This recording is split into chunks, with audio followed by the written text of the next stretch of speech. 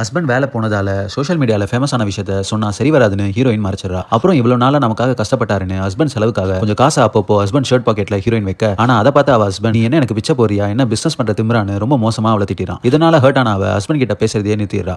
அப்போ இவளோட மாமியார் கிட்ட அவங்களோட ஃப்ரெண்ட்ஸ்லாம் கோவில் பூஜைக்கு ரெடி பண்ணிட்டு இருக்கோம், உன்னோட ஷேரை கொடுன்னு கேட்கறாங்க. அதுக்கு இவங்க தன்னோட பையனுக்கு வேலை போயிடுச்சுன்னு சொல்ல, அப்போ மருமகளை சுவாமிஜிக்கு ட்ரெஸ் தச்சு தர சொல்லு, அதை உன்னோட ஷேரா வச்சுக்கிறோம்னு சொல்ல, சரின்னு இவங்கள மருமகள் கிட்ட ட்ரெஸ் தச்சு வாங்கிட்டு போறாங்க. அதை பார்த்து எல்லாரும் சூப்பரா இருக்குன்னு சொல்றாங்க. அந்த ட்ரெஸ் போட்ட சுவாமிஜிக்கும் அந்த ட்ரெஸ் ரொம்ப பிடிச்சிருது. உடனே இவ்வளவு கஷ்டத்திலயும் எனக்கு கிஃப்ட் பண்ணிருக்கீங்க, கல்கட்டால என் ஃப்ரெண்டு பெரிய துணி கடை வச்சிருக்கான், உங்க பையனுக்கு நான் அங்க வேலை வாங்கி தரேன்னு வேலையும் வாங்கி தராரு. அப்ப இந்த பொண்ணோட ஹஸ்பண்ட் வேலைக்காக கல்கட்டா கிளம்பிட, அவன் போய் கொஞ்ச நேரத்திலேயே அந்த மாமியார் மயக்கம் போட்டு வில என்னன்னு பார்த்தா அந்த மாடல் பொண்ணு பேச்சு கேட்டு டயட் இருந்ததால பிபி லோயா இருக்கு. இது ஹஸ்பண்டுக்கு தெரிஞ்சா கஷ்டப்படுவாரு, ட்ரீட்மெண்ட்டுக்கு வேற காசு செலவாகும்னு இந்த குண்டு பொண்ணு எக்ஸல் சைஸுக்கு மாடலா ஃபேஸ் காட்டாம போட்டோ எடுத்து அனுப்புறா. அதுல வர பணத்தை வச்சு மாமியாருக்கு ட்ரீட்மெண்ட்டும் பண்றா. இப்படியே போயிட்டு இருக்க இவ ஹஸ்பண்ட் ஒர்க் பண்ற துணி கடையில இவள ஃபேஷன் ஷோக்கு மாடலா கூப்பிட ஃபேஸ் காட்டாம எப்படியாச்சும் சமாளிச்சுக்கலாம்னு ஓகே சொல்லிட்டு ஃப்ரெண்ட்ஸ்லாம் கூட்டிட்டு கல்கட்டா கிளம்புறா இந்த பொண்ணு.